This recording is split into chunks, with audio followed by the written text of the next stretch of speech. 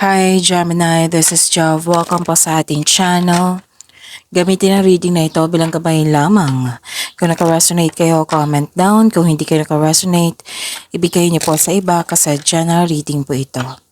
This is for you, Gemini.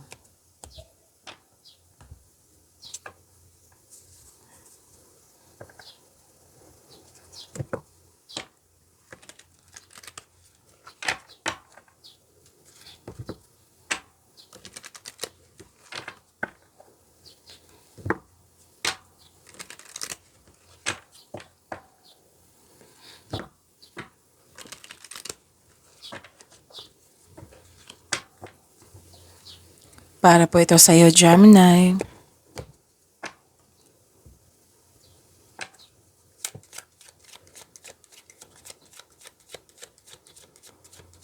Maraming salamat po sa inyong patuloy na suporta at maraming salamat din po sa mga hindi nag-skip ng ads. Sa mga hindi pa nag-subscribe, subscribe na po kayo at click bell notification para malaman nyo na may bago tayong video.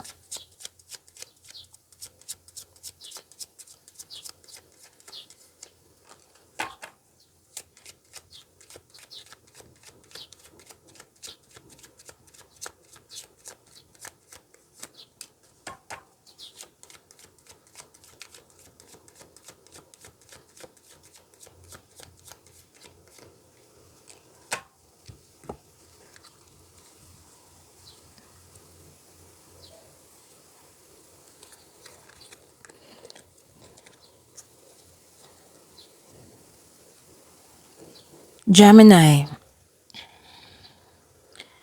pwedeng may lakad kayo ngayon or kayo ang bisita. Oo. May lakad, pwedeng bisita or makatanggap ng bisita. May importanteng news or information na darating. Oo, nabibigyan mo siya ng agarang aksyon o reaksyon. May malaking influence ng isang babae at lalaki. Oo. Kung kailan nyo ito po napanood.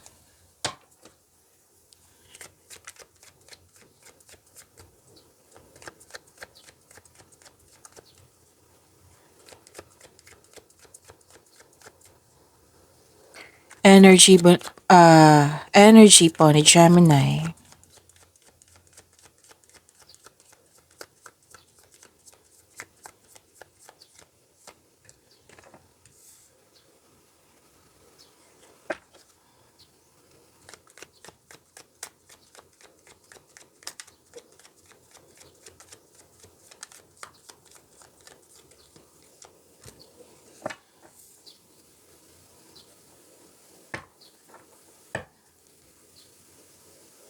Kung may narinig or may napansan kayo na repeating message, meaning to say pinupush ng cards niyo yan.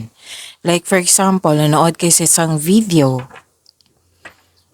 Nanood kayo sa isang video at dito rin sa video reading nyo, may napansin kayo na ulit na mensahe. Yan po yung pinupush ng cards nyo na kailangan nyo bigyan ng atensyon, solusyon at aksyon kung maaari po. So ano yung energy ni Gemini?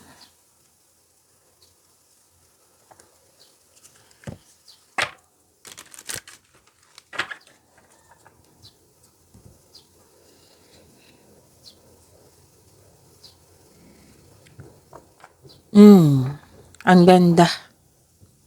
Gemini, ang ganda po. New doors opening, opportunities po, na which is dumating dito.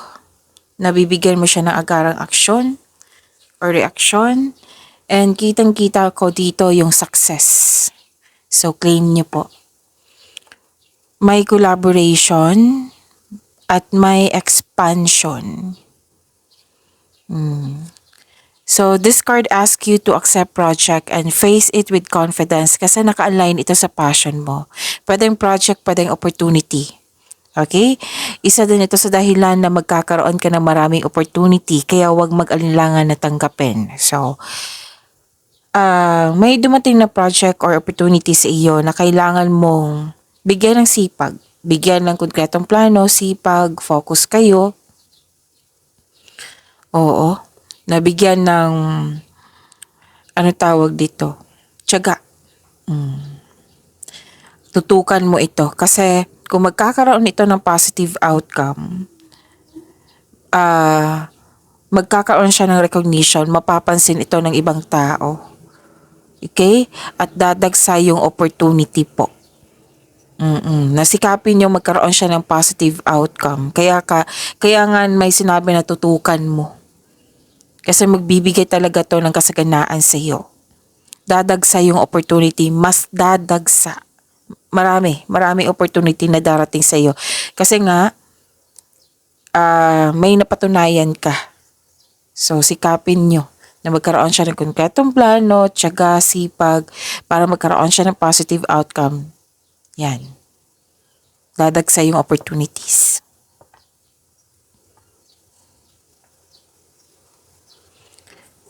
So, this card tells you na nasa next level ka na ng prosperity, na matagal mo nang hinintay, kaya huwag palampasin ang pagkakataon na ito.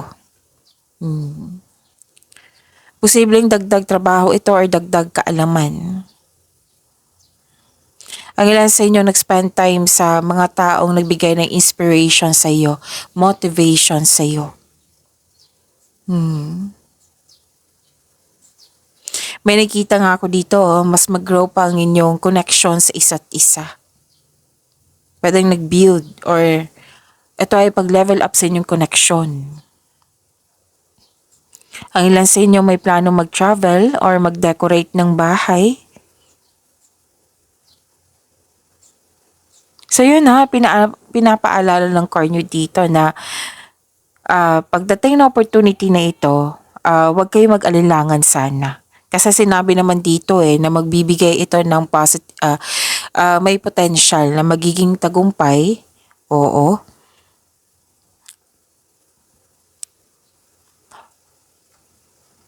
So this card tells you na step forward.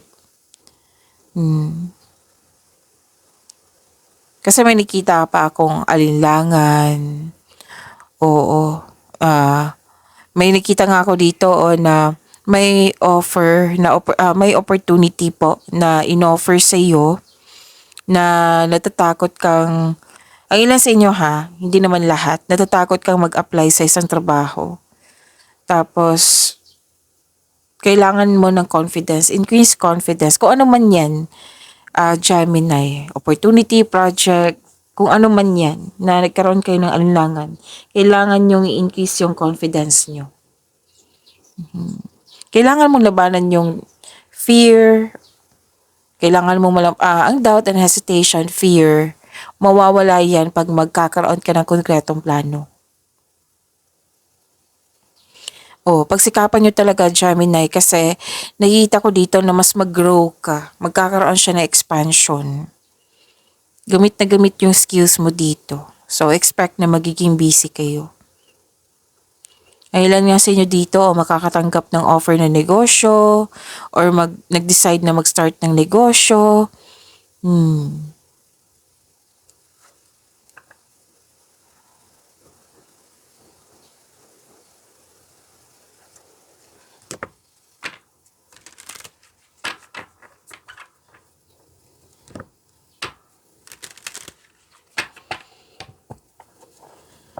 Ang ganda naman ng cards mo, Gemini.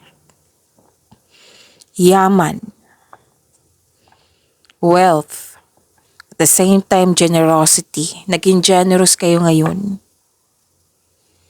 Maasahan kayo, mahusay sa buhay. Mahilig kayong magbigay ng tulong, lalo na't pera. Ang ilan sa inyo dito, boss or nasa posisyon, negosyante. Kitang-kita ko sa dalawang card na ito, financial stability.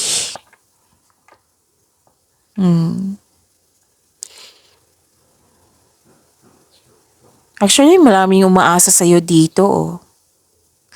May nagsabi din sa akin ngayon na parang may naghihintay. It might be this is a customer. Basta may naghihintay na nakadepend sa'yo. Pwedeng may offer sa iyo na leadership role na pinag-isipan mo ng mabuti. Kaya nga may sinabi ako kanina na para kayo nag-alinlangan. It might be lalabas kayo sa comfort zone. Siyempre, comfort yan Mahihirapan tayo niyan, di ba? But if you're serious about your growth, then you have to step out from your comfort zone.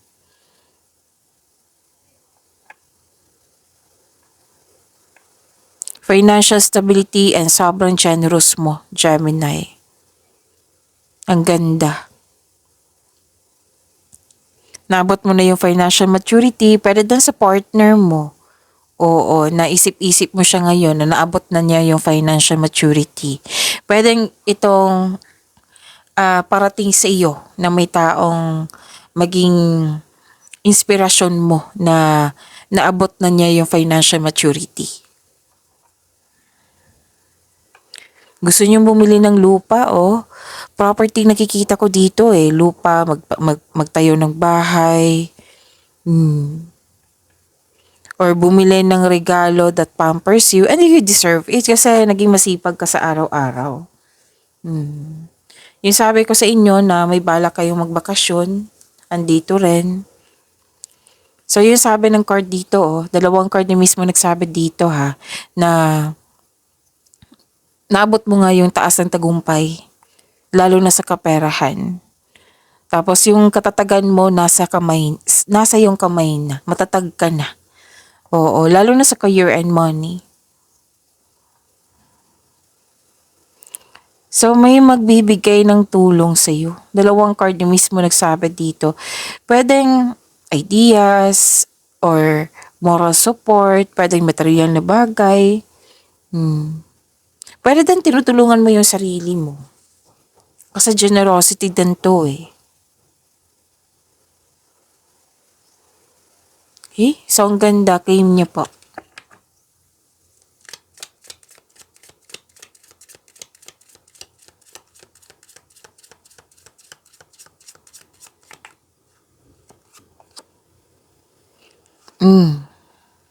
Courage and wisdom are your natural allies. Okay, so this is the clarification of your card here na nagkukulangan ka ng tapang. Okay? Oo, na 'di ba may sinabi dito na increase your confidence. Ipakita mo na kaya mo o ipakita mo na matatapos mo. Basta requirement mo ngayon is to have confidence. Okay? So nag-clarify po siya dito. Courage and wisdom are your natural allies.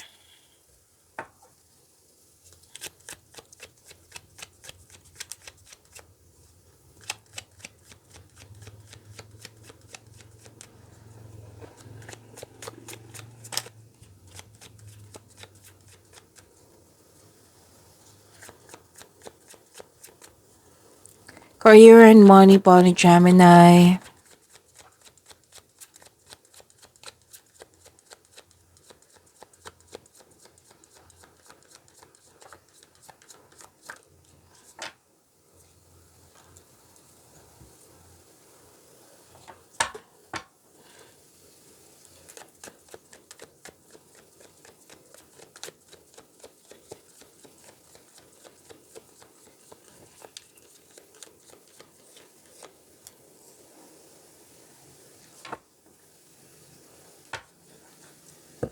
Career and money niyo po, Gemini. Nakita ko dito, nagkaroon po ng awakening, acceptance, purpose, self-assessment, atonement. Actually, this is an ending with new beginning. And natuwa ako sa nakita ko kasi you are very confident sa career and money, which is ni-require dito sa energy cards nyo, di ba? Sa tarot cards nyo at dito rin sa oracle cards nyo. Ni-require talaga na maging confident ngayon. And yes, this is transformation. May parating na paghahatol or may pagbubunyag at may magsasorry sa iyo. And wag mong i-allow yung past mistakes sa ngayon. Kasi natapos na yun, ang gawin mo lang kung ano ang natutunan mo sa nakaraan. I-release mo yung wag mong bitbitin mo yung mga nangyari sa nakaraan. Instead, kunin mo ang wisdom message kung ano yung natutunan mo sa nakaraan na hindi mo nagustuhan. So don't allow past mistakes. Okay? Kasi maapektuhan kung dala-dala mo siya. So, let's say na dala-dala mo siya ngayon. So, you have to release it. You have to let go of it. Mag-focus kayo sa pag-release sa nakaraan at mag-move forward kayo into a new and more successful period. Yes, acknowledge for your success is coming. Parating na po or dumating na kasi may success din dito, right? So nakikita ko pa rin dito yung financial growth. Ang ganda. Gemini, ang ganda po hanggang dito.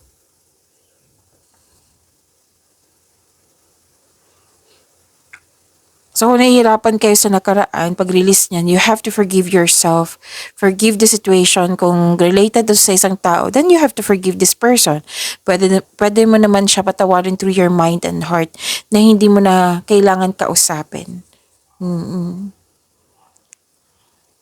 Gagawin mo to para sa peace of mind mo, para ma-release mo na yan.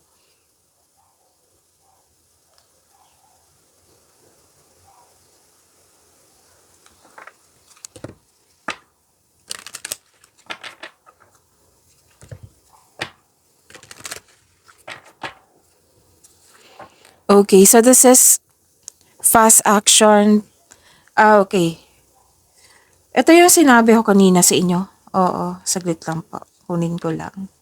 Yung sabi ko kanina sa inyo dito na, di ba, may dumating, tapos bibigyan mo siya ng agarang action or reaction. Nag-clarify siya dito sa career and money nyo. Binigyan mo siya ng agarang action or reaction kasi naka-align to sa passion mo. At sabi ng card dito, mabilis umunlad yung karera mo, yung trabaho mo, yung negosyo mo. Kasi nga, marunong kayo makinig sa inyong intuition. Ito ay humahantong sa pagtaas ng kita, ng sweldo, ng pag-level up sa inyong posisyon. Kasi nga, marunong kayo makinig sa inyong intuition. Itong mga ginagawa mo, magdadala ito patungo sa tagumpay. Mas maging matagumpay ka. So yun na, may dumating. Proyekto ba to? Project ba ito? Na nag-clarify na naman siya dito. Pay attention, this is a repeating message. Oo. Na very excited ka dito. Magpapasigla to sa'yo. May dumating na naka-align sa passion mo. Excited ka. So natuwa ako sa nakita ko kasi malakas ang loob mo. So ito na ang oras na mag-take action ka sa binigay na proyekto ba ito, trabaho ba ito, opportunity ba ito or ideas. Consider this card as a green light to begin. This is a go signal. So this card asks you to have confidence in taking action. Maraming nagsuporta sa iyo. Gemini.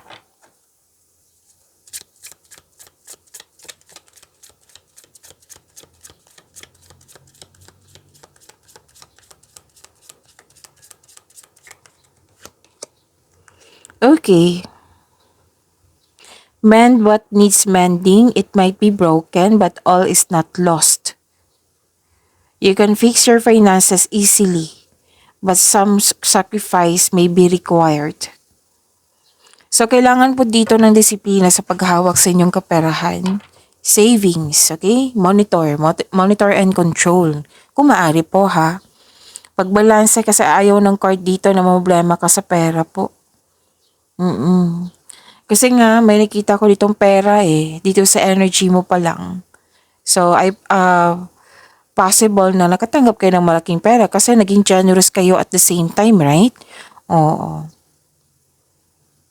So, you have to monitor, control, save money.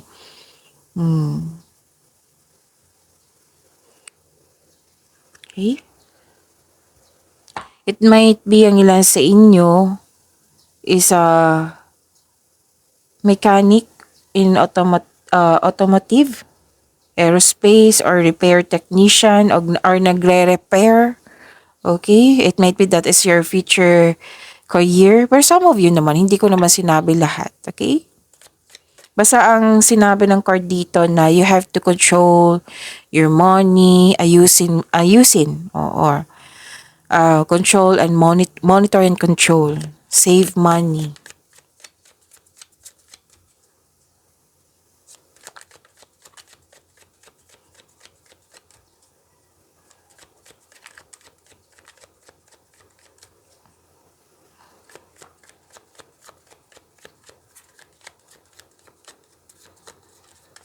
Love life, self-love, partnership, and romance ni Gemini.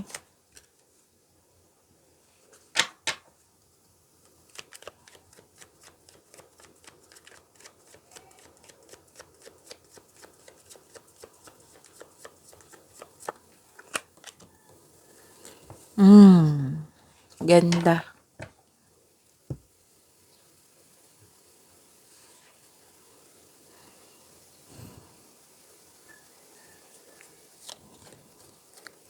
Defensiveness, assertiveness, yung nanindigan. So, may ganap na conflict po. Kailangan nyo mag-usap kung sino man ito. May paalala ang card dito eh. Kung magsasalita ka, makinig siya sa'yo. Kung magsasalita siya, makikinig ka. Kasi may nakita ko dito eh na yan, habang nagsasalita yung isa, hindi nakikinig yung isa. Okay? Para magkasundo po kayo. So whether malapit mong kaibigan to, basta kasama mo siya parate. Ma-overcome niyo po itong challenges na ito. Okay? Sa mga single dyan, huwag kayong matakot sa difficulties in love. Basta put a clear intention also. Para yun yung ma-attract mo. Pwede din pinagtanggol mo yung kaibigan mo laban sa iba. Or sa isang tao nga na anong tawag nito, pinaglaban mo siya sa iba. Sa isang, again, ayusin ko lang, pinaglaban mo yung kaibigan mo, partner mo ba, family member mo ba, laban sa iba. Yon. So at least na sinabi ng card dito na ma-overcome mo to.